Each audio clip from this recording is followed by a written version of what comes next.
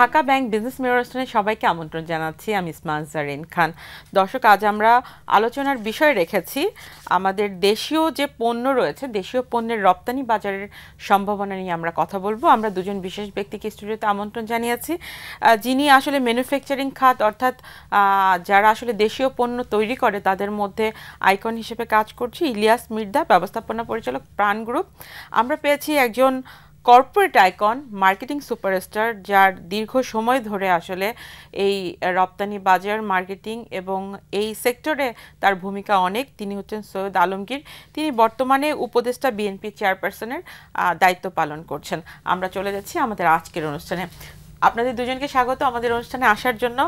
আমরা আসলে দেখছি যে দেশীয় পণ্যের প্রচার এবং প্রসার অনেক আগের তুলনায় বাড়ানোর চেষ্টা হচ্ছে এবং চেষ্টা করা হচ্ছে, যার কারণেই হচ্ছে আমরা সামিট করা হলো বাংলাদেশের সেক্টর ভিত্তিক কোম্পানিগুলোকে তুলে ধরা হলো। সেই জায়গা থেকে একটু আমি শুরুতে ইলিয়াস মির্জা আপনার কাছ থেকে জানতে চাই। আমি দেখেছিলাম যে আপনার ওখানে একটা অ্যাওয়ার্ডও পেয়েছেন, প্রাণ গ্রুপ একটি অ্যাওয়ার্ড পেয়েছে। একটু জানতে চাই যে আসলে বর্তমানে এই দেশীয় পণ্যের যে প্রোডাক্টগুলো যারা তৈরি করছে তারা কি আসলে সহজভাবে ব্যবসা পরিচালনা করতে পারছে, আর ব্যবসার পরিবেশটা বর্তমানে কেমন অবস্থায় আছে? ধন্যবাদ আপনাকে খুব সমসাময়িকের জন্য যথোপযুক্ত প্রশ্ন করার জন্য। প্রথমত যদি বলি, এখন যে আমাদের ইন্ডাস্ট্রিয়ালাইজেশন বা আমাদের যে প্রোডাকশন, এখানে কিন্তু অনেক রকমের চ্যালেঞ্জ আমরা ফেস করছি। প্রথমত যেটা ইনফ্রাস্ট্রাকচার চ্যালেঞ্জ, আপনি ধরেন আমাদের ঈদের যে 10 দিন ছুটি দিলাম, তার ফলে কিন্তু পোর্টের যে কনজেশন, অনেক শিপের মাল খালাস করতে বিলম্ব হওয়া, এটাও কিন্তু ধরেন, এবং এটা শুধু বাংলাদেশে না, এটা রপ্তানি আমদানি দুই ক্ষেত্রে কিন্তু এটার জন্য কিন্তু বিলম্বিত হচ্ছে। এর পাশাপাশি ধরেন ইন্ডাস্ট্রির ক্ষেত্রে গ্যাসের সংকট আছে, অন্য ইনফ্রাস্ট্রাকচারের লিমিটেশন আছে। আমি মনে করি যদি আমরা পৃথিবীর বিভিন্ন জায়গায় পণ্য রপ্তানি করতে চাই, আমি যদি কম্পিটিটিভ ওয়েতে প্রোডাকশন করতে না পারি, আমার কস্ট অফ প্রোডাকশন যদি কম্পিটিটিভ না হয়, তাহলে গ্লোবাল মার্কেটে কিন্তু কম্পিটিশনে টিকে থাকা ডিফিকাল্ট। ওই জায়গাগুলো মূল্যায়ন করতে গেলে কিন্তু দেশীয় প্রোডাক্ট, দেশীয় কিন্তু ইনফ্রাস্ট্রাকচার, পাশাপাশি কিন্তু টেকনোলজির অ্যাভেলেবিলিটি, তিনটার সমন্বয় করেই প্রোডাক্টকে তৈরি করতে হবে এবং ওইটাকে বিদেশে তখন বিদেশি প্রোডাক্টের সাথে প্রতিযোগিতামূলকভাবে টিকে থেকেই আমাকে বাজারজাতকরণ করতে হবে। আর সেই দিক থেকে যারা দেশীয় পণ্য বানায় তারা আমরা দেখি যে সব সময়ই একটা ডিফিকাল্টিজের মধ্যে থাকে। তারা ঠিকমতো গ্যাস পায় না, বিদ্যুতের তাদের ঘাটতি থাকে, এবং পরবর্তীতে যে উৎপাদনের জন্য তারা যেই সহজীকরণের সুবিধা, বিভিন্ন রকম আপনার লাইসেন্সিংয়ের রিনিউর বিষয়গুলো থাকে, সবগুলোতেই তারা বলে যে তারা বাধার সম্মুখীন হয়। তো কিছু কিছু কোম্পানিগুলো যারা রপ্তানি বাজারে ভালো করছিল, তাদের রাজনৈতিক ব্যক্তিবর্গের কিছু সমস্যার কারণে, মালিকানা ঘটিত সমস্যার কারণে সেই পণ্যগুলো আমরা দেখছিলাম ফার্মাসিউটিক্যাল সেক্টর, তারপর আমাদের গ্যাস বা বিদ্যুৎ ক্ষেত্রের সেক্টরের কিছু কোম্পানি, এরকম অনেকগুলো কোম্পানিকে আমরা দেখছি যে তারা মার্কেটে সেভাবে সাস্টেইন করতে পারছে না। তো এরকম একটা পরিস্থিতিতে আমাদের তো নতুন করে আসলে নতুন নতুন পণ্যের বাজার খুঁজে রিব্র্যান্ডিং করার এখন সময় রয়েছে। অ্যাজ এ মার্কেটিং আইকন হিসেবে আপনার কাছে কি মনে হয় যে এই পণ্যের বহুমুখীকরণ বাজারগুলো আসলে কত বড় এবং কোথায় কোথায় আমাদের সুযোগ রয়েছে? আপনার প্রশ্নগুলোর বেশ দুই তিনটা আছে। আমি প্রথমত বলি, বাংলাদেশে available Bangladeshi product for consumption in Bangladesh, এটাতে যথেষ্ট ডেভেলপমেন্ট করেছে বাংলাদেশ। আপনি দেখে নেন, ইম্পোর্টেড প্রোডাক্ট কিন্তু খুবই কম, লোকালি ম্যানুফ্যাকচার প্রোডাক্ট। যেটা সমস্যাটা ছিল, আগে স্ট্যান্ডার্ড ভালো ছিল না, কোয়ালিটি ভালো ছিল না। এখন কোয়ালিটি স্ট্যান্ডার্ডে এরা কিন্তু বিদেশি পণ্যকে হটাইতে পারছে। তারপরে আবার বিভিন্ন অবস্থার প্রেক্ষিতে, যেমন ধরেন এখন এই যে সফট ড্রিঙ্কস কিন্তু এখন বাংলাদেশে এগুলোই ভালো চলছে, মানুষের মনে কোনো আপত্তি নাই, কারণ অন্যান্য সফট ড্রিঙ্কসের উপর তার বিভিন্ন তকমা লাগার কারণে মানুষ ব্যবহার করে কম, বা তারাও নিরুৎসাহিত হয়েছে। তো সেই দিক দিয়ে বাংলাদেশ কিন্তু স্বয়ংসম্পূর্ণ প্রায় বলা যায়। এখন আপনি বলতেছিলেন এক্সপোর্টের ব্যাপারে, তো এক্সপোর্টের ব্যাপারে জন্য, অথবা আপনার কথার মধ্যে আরেকটা ছিল যে বাংলাদেশে বিনিয়োগের জন্য যারা এই অনেক বিনিয়োগ বোর্ড বা বিনিয়োগের জন্য অনেক অনুষ্ঠান করতেছে। কিন্তু যে কথাটা একটু আগে আমাদের ম্যানেজিং ডিরেক্টর অফ প্রাণ গ্রুপের বললেন, যে একটা প্রোডাকশন করতে গেলে বা একটা বিনিয়োগ করতে গেলে সে কি দেখে, সে দেখে তার ইনফ্রাস্ট্রাকচার ঠিক আছে কিনা, তার যে এই দেশে বিনিয়োগ হবে সেই বিনিয়োগটা nice and finally it will be running কিনা। এখন আপনি যদি আগেই দেখেন, এখানে গ্যাস নাই, এখানে ইলেকট্রিসিটি নাই, যেখানে আপনার প্লট কম, অ্যান্ড প্লট পেলেন সেখানে যাওয়ার রাস্তা নাই। তারপরে আপনি যদি এটা দেখেন যে এই দেশে আবার 10 দিনের ছুটি দিয়ে দেয়। 10 দিনের ছুটি দেওয়ার কারণে 10 দিন নষ্ট হয়। এই যে আপনার মানে শিপগুলো এসে এখানে আটকায় গেল, এগুলো তো আর 10 দিন মুভমেন্ট করলো না। এই 10 দিনের জন্য আরও 10 দিন 20 দিন পর্যন্ত, যেটা আমাদের যে দেখেন মানুষ যারা ছুটিতে গেছিলো 10 দিন পরে কিন্তু অনেকেই আসে নাই, আরও বাড়াইছে। এটা নিয়মই আমাদের দেশে। তো যাই হোক, এই সমস্ত কিছু মিলিয়ে কিন্তু মানুষের চিন্তা করে। আবার যখন এদিক দিয়ে আপনি শেরাটন হোটেলে আপনি করছেন, ইস্টার্ন কন্টিনেন্টে আপনি বিনিয়োগের জন্য বিরাট আয়োজন করছেন, খরচ করতেছেন, ওই দিনেই আপনি আবার দেখা যাচ্ছে যে বিদেশি যারা পণ্য, যারা অনেকগুলি পণ্য আছে তাদের শোরুমগুলো মব ভেঙে ফেলতেছে। তো এইটা দেখার পরে সে তো মানুষ ভাববে না যে কেন ভাঙতেছে, ভাববে যে ভাঙে এই দেশের মানুষ। আর দ্বিতীয়ত কথা হলো আপনার বিনিয়োগটা একটা স্লথ হয়ে গেছে এবং ব্যবসায়িক কর্মকাণ্ড স্লথ হয়ে গেছে, বিকজ মানুষ কিন্তু একটা গণতান্ত্রিক সরকার চায়। কারণ তারা এনশিওরমেন্ট চায় যে আমি যে আজকে ইনভেস্টমেন্টটা করব, পরবর্তী সরকার যদি গণতান্ত্রিক সরকার হয় তার একটা অ্যাকসেপ্টেবিলিটি আছে ইন্টারন্যাশনালি, এবং তার একটা কী বল আইনগত একটা তার বাধ্যবাধকতা আছে যে দেশে যে বিনিয়োগ হবে, লোকাল অর ইন্টারন্যাশনাল বিনিয়োগ, ফরেন ইনভেস্টমেন্ট, এই দুটারই কিন্তু তারা এটা চায়। যারা ইনভেস্টমেন্ট করতে চায় তারা যে ধারাবাহিকতা। আজকে আপনি ধরেন এটার জন্য তো কেউ তো আর বাড়িতে টাকা রেখে আসে না, টাকা কেউ বাড়িতে টাকা ভর্তি নাই, কেউ টাকা বানায়ও না। তারা কিন্তু অল্প টাকা থাকে, আমার কাছে মনে করেন আছে 25%, অ্যানাদার 75% আই এক্সপেক্ট দ্যাট আমাকে ব্যাংক সাপোর্ট করবে। বেঙ্গলের অবস্থা আপনি জানেন, বেঙ্গলের অবস্থা খুবই খারাপ করে রেখে গেছে, গত সরকার খুব খারাপ করে গেছে। এই সরকারও এটাকে যে খুব বেশি একটা করতে পারছে তা না। এটার জন্য এখন বর্তমানে যেটা দরকার, এটা গণতান্ত্রিক সরকার দরকার। He who should own, not only that, এটাকে আমি পলিটিক্যাল শুধু বলতেছি না, এটা বিকজ আপনি দেখেন একটা গণতান্ত্রিক সরকার থাকবে, তার 300টা এমপি থাকবে, এবং 300টা এমপি 300 জায়গায় থাকবে। He has got a region, যেটার দায়িত্বে সে আছে, সেখানে কোনো গণ্ডগোল হলে সেখানে কিন্তু সে রেসপন্সিবল, এবং সেইটা গণ্ডগোল হইতে দিবে না তার এলাকাতে। এবং সেখানে একটা সিস্টেম থাকবে, সেখানে যদি কোনো ইনস্টিটিউশন থাকে, কোনো ফ্যাক্টরি করে, তাহলে সেটাকে সে সুরক্ষা করা তার একটা ইচ্ছা থাকবে এবং তার এটা দায়িত্ব। দ্বিতীয়ত হলো, অনেক জায়গায় কিন্তু উন্নয়নের কাজ স্লথ হয়ে গেছে, স্টপড হয়ে গেছে। আপনি দেখবেন অনেক জায়গায় রাজশাহীতে 40টা উন্নয়ন কাজ বন্ধ, অমুক জায়গায় অমুক বন্ধ, এইগুলো দেখবেন আপনি প্রায়ই। মানে আপনার ব্রিজ হয়েছে, ব্রিজের দুই পাশে অ্যাপ্রোচিং যে ব্রিজে উঠার এবং নামার জন্য যে এই কাজটা, সে কাজটা বন্ধ। তো যার কারণে পুরো ব্রিজটাই মানে অকেজ হয়ে আছে। তো এরকম অনেক জায়গায় অনেক কিছু হয়েছে, এবং পণ্য ক্ষেত্রেও এটা হয়েছে। পণ্য ক্ষেত্রে আপনি নতুন নতুন পণ্য, যে আপনি বললেন যে নতুন খাত দেখার জন্য, পুরোনো খাতেরগুলোই তো ওই যে উনি বললেন যে গ্যাসের কারণে আমি চালাতে পারতেছি না, এখন তার অনেকগুলি, এই জন্যই আমাদের দেশে এই আজকে এই যে অসুবিধাগুলো হচ্ছে। কিন্তু আপনার কথার মাধ্যমে একটু বলতে চাই যে যে ধরনের ব্যবসায়ীরা করাপশনের সাথে ছিলেন, তারা তো আসলে মূলধারার ব্যবসায়ী যারা আছেন, তারা কিন্তু একটা বিনিয়োগ বা ইনভেস্টমেন্ট এখানে লগ্নি করেছেন। সো এখন কিন্তু তারা অনেকেই ব্যাংক ডিফল্টার হিসেবে আছেন, কারণ ব্যবসা পরিচালনা করা এখন একটা বড় দায়ের দিকে চলে যাচ্ছে, যেহেতু হাই ইন্টারেস্ট রেটের মধ্য দিয়ে ওনারা যাচ্ছেন। তো এই রাজনীতির প্রেক্ষাপটে এক সরকার আসবে, আরেক সরকার যাবে, কিন্তু যারা ব্যবসা করেন তাদের তো ব্যবসা করার জন্য সহজীকরণ প্রসেসগুলো দেয়া এবং তাদেরকে ব্যবসার জায়গাটা তৈরি করে দেয়, এটি তো আসলে সবারই দায়িত্ব থাকে।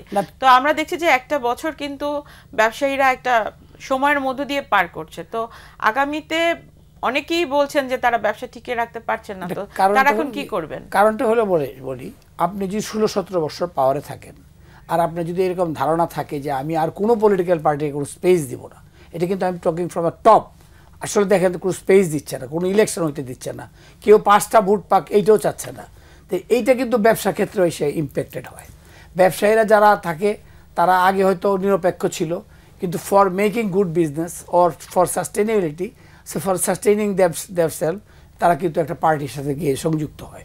পার্টি তাকে সাথে সংযুক্ত হওয়ার কারণে সংযুক্তির তো কোনো শেষ নাই। Once you fall in love with someone, আপনি তো একটু খালি লাভ করে চলে আসেন, তখন তো আপনার সঙ্গে অনেক কিছু হয়ে যায়, তারপরে ফাইনালি বিয়ে হয়ে যায়, বাচ্চা কাচ্চা হয়ে যায়। এইটাও এই ক্ষেত্রেও কিন্তু তাই হয়েছে। বেশি করতে যেয়ে আমাদের যে বিজনেসম্যানদের যে দোষ নাই, তারা কিন্তু মানে তাদেরকে ফোর্সও করা হয়েছে, আবার ফোর্সের উপর দিয়ে তারা নিজেরা কিছু রিইনফোর্স করেছে। ফলে all business sector were associated with politics. তো এই যে খারাপভাবে বিনিয়োগ হওয়ার কারণে সঠিক বিনিয়োগ তো হয় নাই। তো এই সঠিক বিনিয়োগ না হওয়ার কারণে তো যারা সঠিক ব্যবসায়ীরা আছেন তারা বিপদে পড়ে গেছেন, তারা ব্যাংক ডিফল্টার হচ্ছেন এবং তারা ব্যবসায় যে এখন সুযোগ সুবিধা সেগুলো তারা পাচ্ছেন না। তো এই ক্ষেত্রে আপনাদের টিকে থাকতে কি ধরনের সমস্যা হচ্ছে এবং কি কি ইনিশিয়েটিভ নিলে আসলে আপনারা ব্যবসা আরো ভালো করতে পারবেন? প্রথমত যদি বলি যে যদি আগেকার যে অব্যবস্থাপনা তার ফলে যে ব্যাংকের এই যে ডিফল্ট লোন যেগুলো আছে তার জন্য কিন্তু আজকে রেট অফ ইন্টারেস্ট আগে সিঙ্গেল ডিজিটে ছিল, এখন কিন্তু এটা 15-16%। আপনি জানেন যে 15-16% যদি আমি ইন্টারেস্ট নিয়ে ইনভেস্টমেন্ট করি তাহলে ওই ইন্ডাস্ট্রি বা ওই ওয়ার্কিং ক্যাপিটাল ব্যবহার করে আমি ধরেন ইউরোপের ওখানে 2% ইন্টারেস্ট রেট, যেখানে সিঙ্গাপুরে 4% ইন্টারেস্ট রেট, অথবা চায়নাতে যেখানে 6% ইন্টারেস্ট রেট, তাদের প্রোডাক্টের সাথে আমি কিভাবে মিডল ইস্টে কম্পিটিশন করব অথবা আমি ইউরোপ মার্কেটে কম্পিটিশন করব। ফলে এই জিনিসটাকে অবশ্যই সরকার। হ্যাঁ, আমরা একটু বিরতিতে যাই, তারপর আবার আপনার কথা শুনি। দর্শক, আমরা একটু বিরতিতে যাচ্ছি, বিরতির পর আবারও ফিরছি ঢাকা ব্যাংক বিজনেস মিরর অনুষ্ঠান।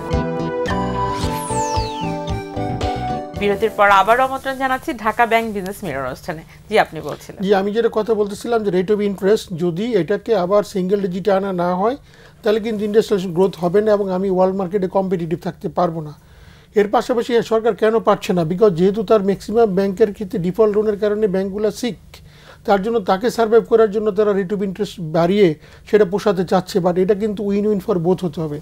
যদি ইন্ডাস্ট্রিকে গ্রো করতে হয় তাহলে ব্যাংকিং সেক্টরে সিঙ্গেল ডিজিট ইন্টারেস্টই লাগবে। কিন্তু ইন্ডাস্ট্রির আগের যে প্রজেক্ট প্ল্যান সেটার সাথে তো এখন তার ম্যাচ নেই। তো তাকে সার্ভাইভ করতে গেলে তো তার যে আগের প্রজেক্ট প্ল্যানের যে ইন্টারেস্ট রেট আর এখনকার যে ইন্টারেস্ট রেট সেটা তো তার জন্য সার্ভাইভেবল না। তো অবশ্যই এটা বার্ডেন তার জন্য তো বললাম এই বার্ডেন থাকলে সে আর এক্সপানশন করতে পারবে না বা তার একটা ফিজিবল থাকবে না। এর পাশাপাশি যদি সে টিকে থাকতে হয় তাহলে কিন্তু তার এই ইন্ডাস্ট্রিয়াল গ্রোথ করতে গেলে যতগুলো সাপোর্ট গভর্নমেন্টের ছিল, আগে সরকার অনেকগুলো প্রকল্প নিয়েছে যেগুলো সব হয়তো অনেকগুলো পলিটিক্যালি মোটিভেটেড ছিল, অথবা সব বিজনেসম্যানরা কিন্তু রাজনৈতিক ফায়দা নেয়নি। অনেক বিজনেসম্যানরা ফোকাস বিজনেসম্যান ছিল। বাট ওভারঅল পরিস্থিতিতে দেশের ইকোনমি ব্যাংকিং সেক্টর সাফারার, তখন কিন্তু ভালো ব্যবসায়ীরাও সাফারার, খারাপ ব্যবসায়ীরাও সাফারার, অথবা তারা অন্যভাবে বেনিফিট নিয়েছে।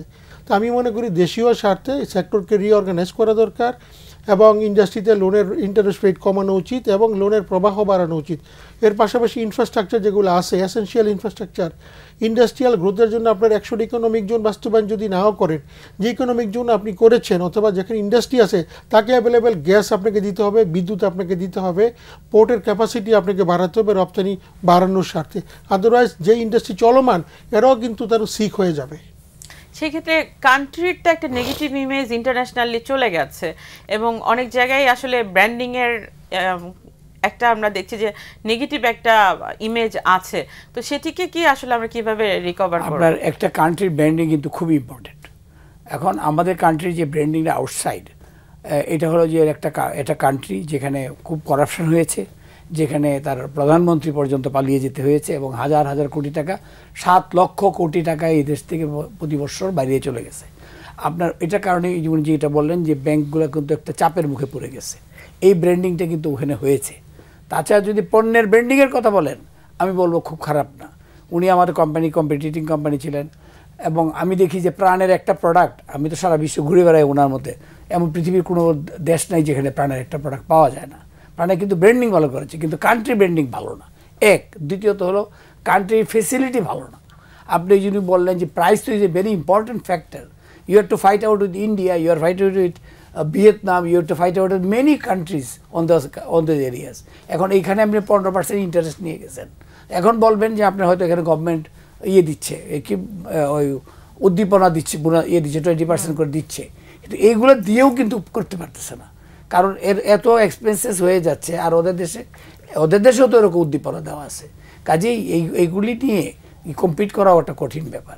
আর একটা কথা হলো যে প্রোডাক্টের যে ডেভেলপমেন্ট, এটা খুবই ইম্পর্টেন্ট। কিন্তু প্রোডাক্টের ডেভেলপমেন্টে ওনারা হাত দিতে পারছে না, কারণ ওদের কাছে পয়সা নাই। তো পয়সা না থাকলে ওনার যে বর্তমান যে ফর্মুলেশন আছে, এই ফর্মুলেশন দিয়ে তো টিকতে পারতেছে না। ওর এইটার সঙ্গে আরও চিনি কী করে দিবে? চিনি তো আর মানে একটা কথা বলে আর অন্যান্য জিনিস কেমনে দিবে? কারণ দিলে তো তার সে আরও কস্টলি হয়ে যাবে, তখন তো বাজার বেচতে পারবে না। ভালো যে কোম্পানিগুলো আছে অরাজনৈতিক এবং তারা টিকে থাকার জন্য তাদেরকে এই ইন্টার্ম গভর্নমেন্ট যতদিন পর্যন্ত না নির্বাচন না হচ্ছে ততদিন পর্যন্ত কি ধরনের সহায়তা দেয়া যায় বা কিভাবে আসলে তাদেরকে সাপোর্ট দিয়ে যাতে এই কোম্পানিগুলো সিক না হয়ে যায়, কোম্পানিগুলো সাস্টেইন করতে পারে? আপনি একটা জিনিস দেখবেন এত দুর্নীতি হয়েছে এর কারণে এখন যে একটু দুর্নীতি হচ্ছে, মানুষ বলে না যে মুদ্রাস্ফীতি কমেছে, একটু ভালো ইকোনমির একটু বেটার, হুইচ ইজ ফ্যাক্ট। একটা ক্ষেত্রে গভর্নমেন্টের ভালো একটু সাফল্য হয়েছে, সেটা হলো যে আপনার মুদ্রাস্ফীতি কমেছে, জিনিসপত্রের দাম কমে গেছে। এবং এটা কেন হয়েছে জানেন? আপনি এত করে পানি ফেলে দিতেন, এত করে টাকা এই দেশ থেকে নিয়ে যেতেন, এখন তো এটলিস্ট এইটা হচ্ছে না। এইটা না হওয়ার কারণে যতটুকু আছে এইটা একটা বিগ এনাফ, এটাই গুড এনাফ। আর একটা যে সবচাইতে যে জিনিসটার জন্য দেশের উন্নতি হতে পারতেছে না, সেটা হলো আইন শৃঙ্খলার অবনতি। আইন শৃঙ্খলা বলতে কিন্তু দেশে কিছু নাই। এই ওনারা কিন্তু কোনো ফ্যাক্টরি চালাইতে পারে না যারা ফ্যাক্টরি আছে, কারণ কিছু হইলেই তারা রাস্তায় এসে পড়ে। এবং রাস্তায় কেন আসে? রাস্তায় এসে দেখা গেছে যে তারা সুবিধা পায়, এটাতে তার জন্য কিন্তু তারা রেজাল্ট পেয়েছে। কিন্তু সরকার যদি প্রথমেই বলতো যে আমার সরকারটা খুবই ইন্টিরিম সরকার, এবং আমার দৃষ্টিতে মনে হয় যে আমাকে কাছে ভাই তুমি 17 বছর অনেক কিছু পাও নাই আমি জানি, কিন্তু এটা আমার দেওয়ার মতো ক্ষমতা নাই। কারণ আমি যদি এখন আপনি যদি বেতন চাইলেন 5,000, আমি যদি 7,000 আপনি ফিক্স করি, পরবর্তী গভর্নমেন্ট কিন্তু এটা পেমেন্ট করতে হবে। আমি তো অল্প দিন আছি, কাজেই আমি পরবর্তী গভর্নমেন্টের জন্য এমন কিছু এক্সপেন্ডিচার বিয়ার করার জন্য দিয়ে যাবো না। এই যে সরকার বলছে মহার্ঘ ভাতা দিবে, মহার্ঘ ভাতাটা যে দিয়ে যাচ্ছে পরবর্তী সরকার এসে বন্ধ করতে পারবে? পারবে না। কাজেই আমাকে এমন একটা কিছু করতে হবে, good for now, good for future also. সাম্প্রতিক সময় সেই প্রভাবটা রপ্তানি বাজারেও পড়ছে। অনেকেই বলছে পণ্যের দাম বেড়ে যাচ্ছে, কস্ট অফ ডুইং বিজনেস অনেক বেশি হাই হয়ে যাচ্ছে। সো সেই জায়গায় আসলে করণীয় কি? কিভাবে পণ্যের দাম কমানো, পাশাপাশি আপনি জানেন যে আমাদের গ্যাসের দাম 168% বাড়ানো হয়েছে। হঠাৎ করে যদি আপনি গ্যাসের দাম এত বাড়িয়ে দেন, তাহলে তো আমার কম্পিটিটিভনেসটা আমার থাকবে না, এবং নেই তার জন্য কিন্তু অনেক চ্যালেঞ্জ ফেস করতে হচ্ছে। আমি মনে করি যদি রপ্তানিকে আমাদের প্রসারিত করতে হয়, অবশ্যই নতুন বাজার খুঁজতে হবে। তার জন্য আমাদের ইপিবিকে, বাণিজ্য মন্ত্রণালয়কে দায়িত্ব, বিভিন্ন জায়গায় ফেয়ারের ব্যবস্থা করতে হবে, ওখানে বাংলাদেশি উদ্যোক্তাদেরকে নিয়ে যেতে হবে, এবং বাংলাদেশে যারা উদ্যোক্তা বা ইন্ডাস্ট্রি তারা তাদের উৎপাদিত প্রোডাক্ট পৃথিবীর বিভিন্ন প্রান্তে কিন্তু উদ্যোক্তারা বলছে যে ইপিবি রেট বাড়িয়ে দিয়েছে এবং তাদের বিদেশি মেলা করা অনেক বেশি ডিফিকাল্ট হয়ে যাচ্ছে। তো বললাম যে আমাদেরকে যদি একটা বলা হয় যেরকম সিম্পল বিএসটি যে একটা মার্কিং ফি, এটাও কিন্তু লক্ষ লক্ষ টাকা দিতে হয় একটা প্রোডাক্টের জন্য। বাট আপনি তুলনায় ভিয়েতনামে একটা ফিক্সড অ্যামাউন্ট আছে, সর্বোচ্চ এত টাকার বেশি দেওয়া লাগবে না। আমি যদি এক্সপোর্ট প্রোডাক্ট করি বিভিন্ন জায়গায়, আমাকে যদি বলা হয় যে কস্ট অফ ডুইং বিজনেসে কোন কোন জায়গার কারণে কস্ট বার্ডেন বেড়ে যায়, রপ্তানি ক্ষেত্রে কোনটা কোনটা প্রতিবন্ধকতা, ওটা যদি বিজনেসম্যানদের সাথে আলোচনা করা হয়, ওই জায়গাগুলোকে যদি ইন্টারিম সরকার একটা রেগুলেটরের মাধ্যম দিয়ে যদি একটা স্ট্যান্ডার্ড ফিক্স করে, যেটা আলমগীর সাহেব বলেন যে পরবর্তী সরকার সেটা কন্টিনিউ করবে, তাহলে কিন্তু এই জিনিসগুলো যেটা পলিটিক্যাল পার্টির পক্ষে সিদ্ধান্ত নেওয়া ডিফিকাল্ট হয়, বাট যেহেতু ওনারা নিউট্রাল গভর্নমেন্ট, ওনারা অনেকগুলো অপ্রিয় সিদ্ধান্ত নিতে পারেন যেগুলো ইজ অফ ডুইং বিজনেসটাকে ইজি করবে, এবং পরবর্তী সরকারের জন্য এটা কন্টিনিউ করে গেলে তাহলে দেশের জন্য ভালো হবে, দেশের রপ্তানি বাজার প্রসারিত হবে এবং দেশের ইন্ডাস্ট্রি গ্রো করবে। কিন্তু অনেকে বলছে যে লোকাল মার্কেটে তো আসলে বাংলাদেশের রাজনৈতিক অবস্থা খারাপ হওয়ার ক্ষেত্রে লোকাল পণ্যে অনেকটা প্রভাব পড়ছে, সেটি সত্য। আবার আমরা দেখছি যে আমাদের বিদেশি বাজারও কিন্তু অনেকটা অস্থিতিশীল রয়েছে, কারণ আপনি জানেন যুদ্ধ শুরু হয়েছে, এবং ইরান এবং ইসরায়েলের যে একটা বড় ধরনের বিভেদ, সেটি আসলে অনেকটা মানে পণ্যের উপরে প্রভাব পড়ছে। আগস্টের পরে আমাদের এই পলিটিক্যাল রিজিম চেঞ্জের কারণে ওভারঅল আমাদের কান্ট্রি রেটিং, যেটা পৃথিবীর বিভিন্ন যে ইন্টারন্যাশনাল ফাইন্যান্সিয়াল ইনস্টিটিউট, তারা কান্ট্রি রেটিংয়ের উপর বেসিস করে বাংলাদেশের এলসি অ্যাকসেপ্টেন্স বা চার্জেসগুলো ডিসাইড করে। যেহেতু আমাদের কান্ট্রি রেটিং 2 স্টেপস ডাউন হয়েছে, তার জন্য পৃথিবীর অনেক দেশ কিন্তু বাংলাদেশের অনেক ব্যাংকের এলসি অ্যাকসেপ্ট করছে, অথবা অনেক জায়গায় চার্জেস তারা বাড়িয়ে দিয়েছে। অতএব আমি মনে করি আমাদের এই রিজার্ভ যদি বাড়ে, সরকার যদি কিছুটা হলেও ডিসিপ্লিন ফাইন্যান্সিয়াল সেক্টর আনতে পারে, কান্ট্রি রেটিং যদি ইমপ্রুভ হয়, তাহলে কিন্তু আমাদের ওভারঅল ইনভেস্টমেন্ট এবং ফাইন্যান্সিয়াল ফ্লো দেশে বাড়বে। পাশাপাশি তখন আমরা বাংলাদেশি প্রোডাক্ট কম্পিটিটিভ প্রাইসে বিদেশেও রপ্তানি করতে পারবো। ওভারঅল আমি যদি আমাদের বলি প্রোডাক্টের কোয়ালিটি বলেন, প্রোডাক্টের ইনোভেশন বলেন, আমরা বাংলাদেশ কিন্তু আগে থেকে অনেক অগ্রগতি করেছি, এবং যারা ব্যবসায়ী উদ্যোক্তা আছেন বা বেসরকারি উদ্যোক্তা, তারা প্রতিনিয়ত চেষ্টা করে যাচ্ছেন গ্লোবাল প্রোডাক্ট বা গ্লোবাল মানের প্রোডাক্ট বাংলাদেশে উৎপাদিত করে পৃথিবীর বিভিন্ন জায়গায় রপ্তানি করার জন্য। এক্ষেত্রে আমাদেরকে সরকারকে ওই ফ্যাসিলিটিগুলোকে আরও এক্সপিডিয়েট করতে হবে। কিন্তু প্রধান উপদেষ্টা মহোদয় বলছেন যে বাংলাদেশকে ম্যানুফ্যাকচারিং এর একটা হাব তৈরি করার কথা বলা হয়েছে। তো সেটি যদি করতে হয়, তাহলে ম্যানুফ্যাকচার যারা আছে তাদেরকে তো সুবিধার আওতায় দিতে হবে, কর্ডিয়ার থেকে শুরু করে। যদি ম্যানুফ্যাকচারিং হাব যদি করেন, তাহলে আগে ম্যানুফ্যাকচারিং ফ্যাসিলিটি করতে হবে। ম্যানুফ্যাকচারিং ফ্যাসিলিটি করতে গেলে তো আপনার এখানে ফাইন্যান্স লাগবে, ইনভেস্টর লাগবে, ল্যান্ড লাগবে, তারপরে আপনার ইনফ্রাস্ট্রাকচার লাগবে, গ্যাস লাগবে, বিদ্যুৎ লাগবে। ওইগুলা যদি থাকে তাহলে আমি এখানে ম্যানুফ্যাকচারিং করব, তখন আপনি সারা বিশ্বে ডেকে মার্কেটিং করেন, এক্সপোর্ট করেন। সেটাই তো টিকে থাকতে পারছে না, সেই ম্যানুফ্যাকচারিং হাবটা কিভাবে হবে? না, আমার সবচেয়ে একটা আশ্চর্য লেগেছে যে সারা বিশ্বের সমস্ত লোককে ডাইকে নিয়ে আসা হলো ঢাকায়, একটা যেতে আমরা এখানে ফরেন ইনভেস্টমেন্ট করাবো। এটা একবার যদি একজন বলতো যে আমার জমিগুলো কোথায় কোথায় আপনি ইনভেস্টমেন্ট করবেন, লার্জ স্কেল জমি দরকার, এগুলো কোথায়, আপনি গ্যাস কোথায় দেখি, availability of gas off that area, availability electricity of that area. যদি সেদিন জিজ্ঞেস করতো যে যারা এক্সিস্টিং আছে তারাই তো দিতে পারেন না, তা আপনি এত বড় মেলা জগাইছেন কেন? আপনি এখানে লেকচার দিবেন, এই লেকচার শোনার জন্য আমি আসছি। যার কারণে দেখেন মানে at the end of the result কি 7 বছর পরে এইগুলো রেজাল্ট পাওয়া যাবে, 3 বছর পরে রেজাল্ট পাওয়া যাবে। এইটা এখন আমি মাত্র সিড লাগাইলাম, তেঁতুল গাছ লাগাইলাম, তেঁতুল গাছে 32 বছর পরে হবে। অথচ আমাদের দেশে নিড হলো না, নিড অফ দি আওয়ার হলো what to do now to save the economy, to save the economy of the and the. মানুষ তো আরও উল্টা দেখলেন তো আপনি, এটা দেখছেন পরিসংখ্যানটায়, মানুষ গরিবের থেকে গরিবতর হয়েছে এই কয়েকদিনে। মানে যারা আমাদের যে হতদরিদ্র যারা, এদের সংখ্যা কিন্তু মানে 2% বেড়ে গেছে। এবং যারা দরিদ্র সীমার উপরে যাওয়ার কথা, সেখানে দরিদ্র সীমার ভিতরে আবার চলে আসছে, উপরে গেছিল উপর থেকে নিচে চলে আসছে। খুব সংক্ষেপে সমাধানের পথ যদি বলেন। এখন সংক্ষেপের পথ হলো যে আমি সর্বপ্রথম হলো ফাইন্যান্সিয়াল ডিসিপ্লিন। ফাইন্যান্সিয়াল ডিসিপ্লিনটাকে এখনও ওইভাবে আনা হয়নি, কিছুটা হয়েছে, আমি বলবো না, অস্বীকার করবো না, অনেকটা বেটারমেন্ট হয়েছে। ফাইন্যান্সিয়াল ডিসিপ্লিন, বিদেশিদের বিদেশে যে যারা গেছে তাদের টাকা পয়সা সঠিক, আপনারা জানেন আমাদের দেশে 2টা জিনিসই আছে, একটা হলো আপনার এক্সপোর্ট, একটা হলো আপনাদের এগ্রিকালচার, আরটা হলো ফরেন রেমিটেন্স।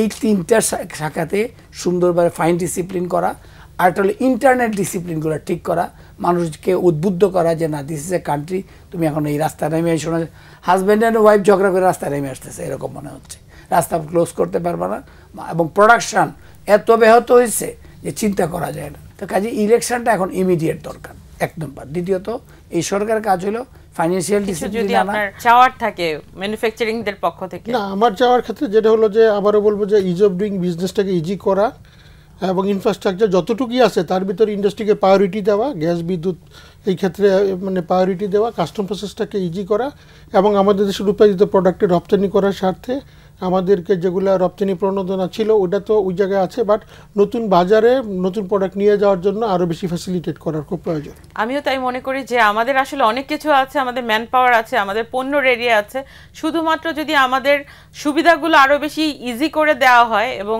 যারা দেশীয় পণ্য তৈরি করছে তাদের ক্ষেত্রে যদি আরও বেশি সহজীকরণ করে দেওয়া হয় ব্যবসাটাকে, সেটি মনে হয় আগামীর অর্থনীতিকে আরও বেশি বেগবান করবে। আপনাদের দুজনকে অসংখ্য ধন্যবাদ আমাদেরকে সময় দেওয়ার জন্য। দর্শক, এই ছিল আজকের মতো ঢাকা ব্যাংক বিজনেস মিরর অনুষ্ঠান। দেখা হবে আগামী সপ্তাহে। সে পর্যন্ত সবাই ভালো থাকুন, সুস্থ থাকুন, নিরাপদে থাকুন।